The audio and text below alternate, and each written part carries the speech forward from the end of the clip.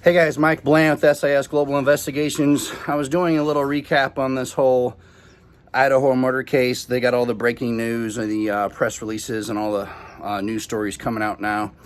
I was trying to watch those and gather the information to do the recap on. Normally when they have press conferences over the years on these killings or serial killers or anything else, they seem to kind of give details on more stuff. It did appear they caught the guy from tracking down the white Hyundai Elantra. And, I think there's mixed feelings on, excuse me, the way it was handled. Of course, now everybody's saying the cops did a great job. And, that gets into many other topics I've learned over the years. People as loyal as limitations. If you're not finding something, they say you're a fraud. You don't know what you're doing. If you find out everything and solve the case, then you're a hero. So people have no loyalty. So there's that problem. Do I think it was handled? Once the video finally surfaced of the vehicle they were looking for, they found him with no problem. Another thing, another detective brought up that's a great point is they found this guy within 4 weeks. I didn't remember the exact timeline, again, because I'm actually handling cases I'm paid for. This was just something I was just weighing in on and intrigued like everybody else, and then just giving theories. I never said for sure theory on anything, because anything is possible. I had a couple people, again, not to even give those people any time, but people literally just waiting to chomp at the bit. Oh, you're wrong. It's like, well, no, because any good investigator, first of all, is not going to say, well, this is 100% what happened, or that's what happened. No one really knows. And unless I'm hired on a case and I'm, flying out somewhere and getting all the details and actually working on it, then I'm not spending 24 hours a day, working on something. I'm just like this, following along and also going on what information and law enforcement's always going to have much more. But I think the mixed feelings on this deal is that, so once they found this vehicle on the camera, they found him insanely quick. I think the question is, could that have been, I don't know. And then they said that the video was from someone's Ring camera on a residential street now, but before they said it was from a gas station. So again, that's the problem with the news and social media. Now I don't know which story is true, but had the video been reviewed within 24 hours, they would have caught this guy in a couple of days. 100%.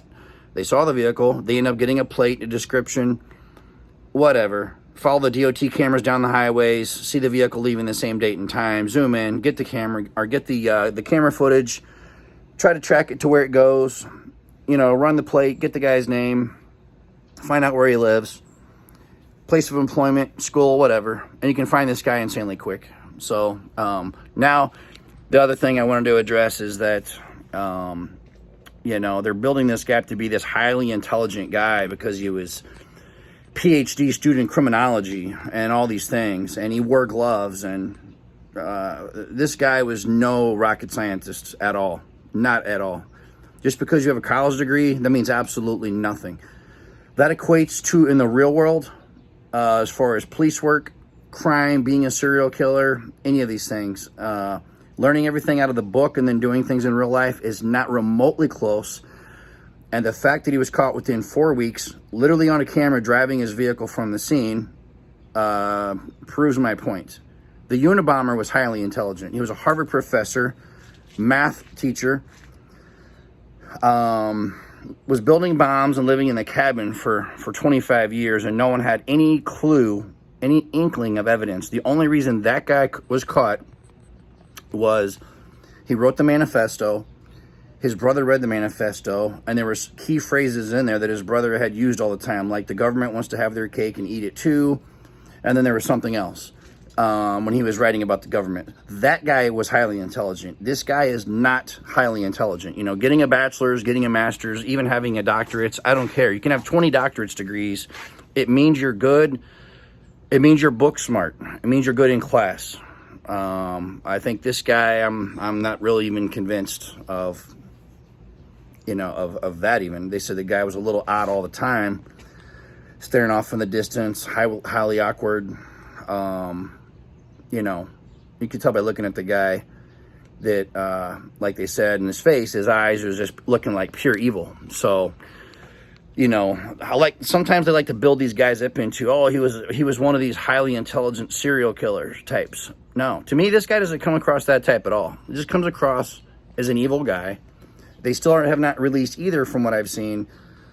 And I tried to watch numerous press releases and news stories to find out what was the connection. How did he know the girls? I know the college he went to was 10 miles away, Washington State, across the border there. And, you know, but I think people, it's funny, it's like people too saying, well, I'm surprised he didn't use a gun or a suppressor and all these other things, like a hitman, or it's like, no. And again, my original theory based on, because this so far sounds, until they ever say or they figure out, it does sound like the one-off random thing, which also does make it harder to solve. Meaning if there was no connection. Generally, when there is a connection, and murder is the most solved cases, it's usually something the person was involved with, you know, right before the murder, people they were involved with or around, you know, something over a business dispute, drugs, you know, power, sex, love, whatever. All the main things usually fall into place. But love triangles, affairs, child custody, you know, your normal run-of-the-mill things people have a lot of emotion over. Some just criminal type thug deals, drive-bys, violent crimes, you know. Those are all stuff that is solved much more frequently. Now this, again, it was actually solved fairly quick. I think the fact that the video evidence was there waiting to be found, again, I'm not sure when and how that was developed, because I know a few weeks after the murder, they were saying a gas station employee, a woman, found that and turned that in, and they showed that originally. But that could have been obtained. That could have been obtained literally the night of the murder. I mean, we're talking with them. They were in the scene and processing and handling all that, but and had they had more manpower initially, probably there's supposedly 60 federal agents and all this other stuff, but. It's a lot of stuff to try to take in and process, but getting those videos immediately can answer some very vital questions. And again, that's how they caught the marathon bombers, the 2 Russian suspects in New York City, whatever year that was. They literally watched the video, saw the guys dropping off the black backpacks, zoomed in on their faces, literally recognized the guys as the 2 Russian guys that they had previously had under surveillance, had warnings about, knew they were, you know, possible terrorist activity, whatever. And, you know, Muslim extremists or whatever they were involved in. The details don't matter now, but I'm saying that, you know, again, they had people sitting down reviewing all of those videos from every angle, connecting the dots, seeing where they came from, which direction they went, where they were looking, what they were wearing. And then they put that all out, and then they you know, locked the city down. They found those guys. Everybody nowadays is getting caught by cameras and DNA. You know, technology is kind of moving in and filling up the void compared to how people were caught back in the day. But still, I just think the part to me that screams out as hysterical is that the news broadcasters and everybody's building this guy up, this killer up, to be this mastermind criminal, you know, and the guy is not. He's simply not. There's nothing to me about this guy that screams out that he's highly intelligent. You know, when a serial killer goes and kills 45 people undetected with no shred of evidence, that's highly intelligent. Or leaving clues, taunting the police on top of that, they can't catch the guy, that is highly intelligent. This guy is like a t-shirt movie of the week, commercial, whatever. I really hate the fact they're building up this guy to be some rocket science killer. It's just not, guys. So anyways, that's based on, again, what information is out there on that deal, just kind of like wrapping that story up. So you guys have any questions, comments, concerns, let me know. Hit the subscribe button, like and share. SIS Global Investigations signing out.